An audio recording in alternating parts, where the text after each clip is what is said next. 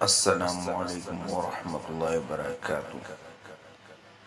Educational seekers Miller میں خوش آمدید۔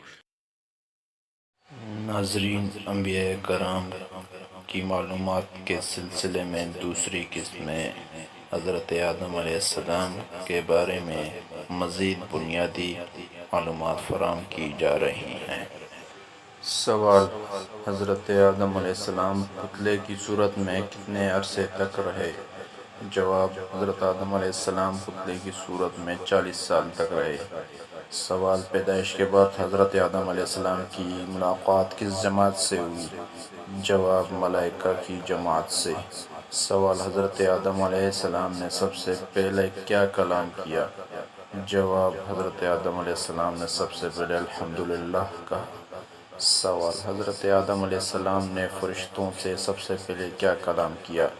جواب: السلام علیکم کہا۔ سوال: فرشتوں کو کس نبی کے سامنے سجدے کا حکم دیا گیا؟ جواب: حضرت آدم علیہ السلام کے سامنے سجدے کا حکم دیا گیا۔ سوال: حضرت آدم علیہ السلام جنت میں کتنے سال رہے؟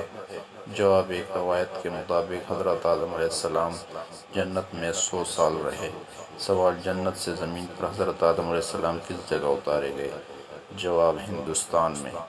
سوال: حضرت آدم علیہ السلام کا ذکر قرآن پاک میں کتنی جگہ آیا ہے؟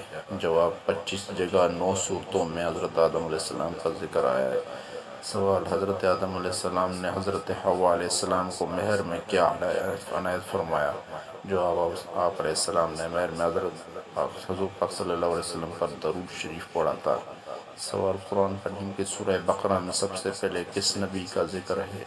جواب: حضرت آدم علیہ السلام کا ذکر ہے۔